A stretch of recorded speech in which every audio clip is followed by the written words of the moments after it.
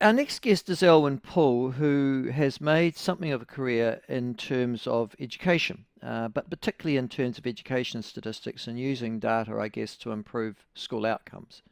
He's been hot on issues, for example, like non-attendance at school, NCA and UE results, academic results, and on providing information, particularly to parents, that allows them to make more informed choices and, frankly, the kind of information that you would expect the Ministry of Education to provide, but doesn't.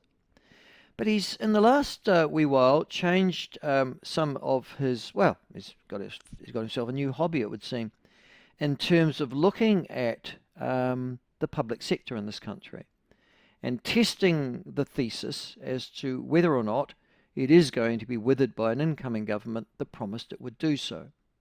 If you remember rightly, between 2018, I think it was, and 2023, I think those were the key 5 or 6 years, the New Zealand public sector, but like local government in actual fact, increased by 18,000 full-time staff. It was clearly almost a make-work job scheme had overtaken the public sector, and that's roughly, oh gosh, more than 20% increase over such a very small period of time. For that, we saw a large amount of our taxpayer monies outflow to pay for those staff, because staff are not cheap.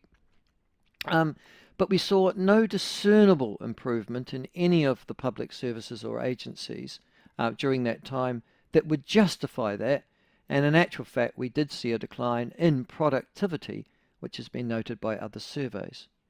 To take us through the licence figures, though, and see whether or not there is any real effect from this coalition government in this area, or whether the scare stories from Radio New Zealand are true, and Wellington has been turned into a sort of, well, semi-deserted wasteland.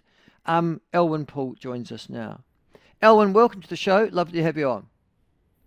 Good morning, Michael. Really nice to see a fellow Wanganui Boys College, I was going to say graduate, but it's more like escapee. Alumni. Of course, Yeah, Wanganui Boys College no alum. longer exists. I've been to a lot of schools that no longer exist, Alwyn. It's quite odd not having a school that you can go back to anymore. Excellent. All right. Now, you've done some work on public service FTEs, and the government's made a huge, as we know, and the ACT Party in particular, but it was part of coalition agreement, was to wither the state and essentially to return that money to the productive sector or to us as ratepayers.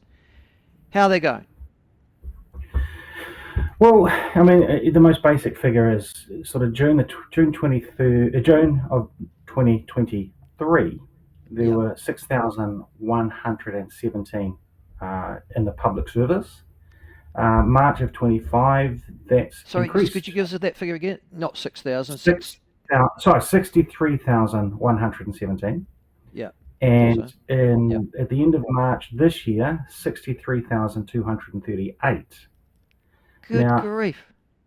it's So only a you're saying that it's margin. gone up? Yes, you would argue that it's a marginal increase, but that's not what was promised. No. Um, I heard Christopher Luxon speaking on it the other day, and the best he could do is say that, well, we're not as bad as Labor would have been, which always makes me laugh. At least we're not as bad as the other guy. So there's been no discernible decline at all. And as you say, that was significantly promised, and there was a lot of hoo-ha. So there were some major cuts announced, but they've pretty much ended up in unions battling for it, legal things, stuffed up um, processes within some of the ministries.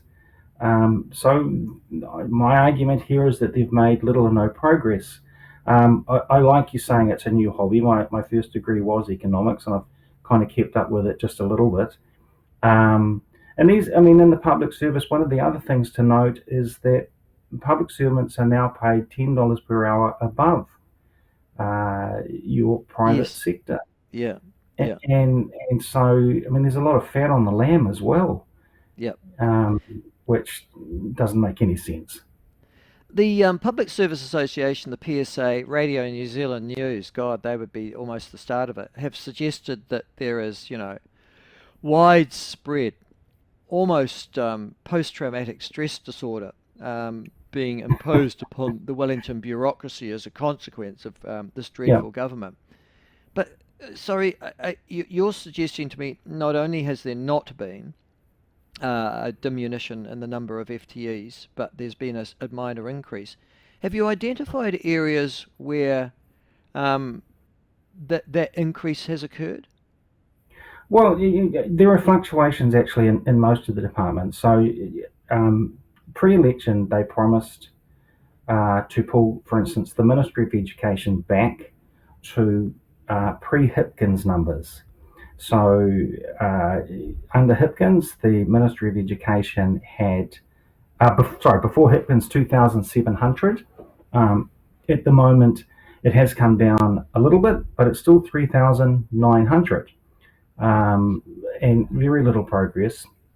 And as you said, one of the great things to note in a frightening way over the last few years is that a ministry like the Ministry of Education, while they've increased their numbers, and as one principal said to me, whenever you ask the ministry a question, their answer is to employ someone.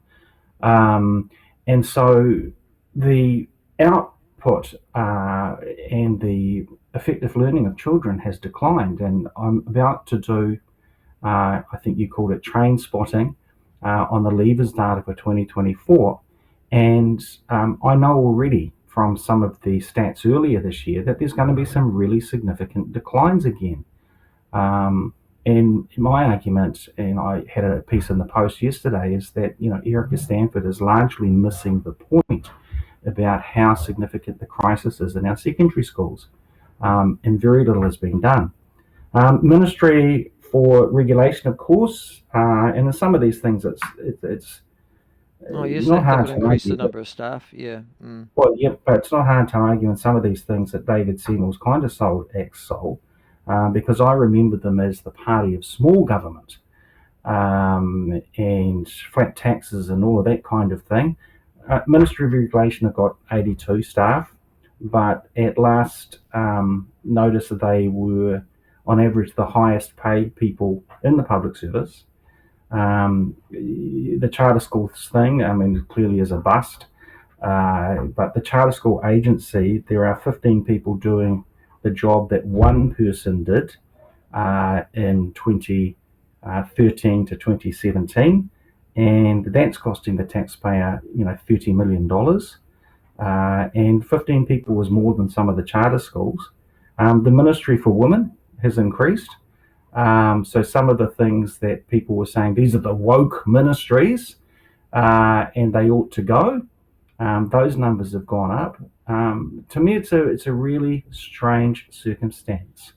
Why And is there, do you think, a perception, though, that, as I said, I mean, it's a uniform commentary upon, for example, the plight of Wellington City, that, oh, well, we're dealing with devastating cuts from the government. But you're suggesting, well, in actual fact, you're not.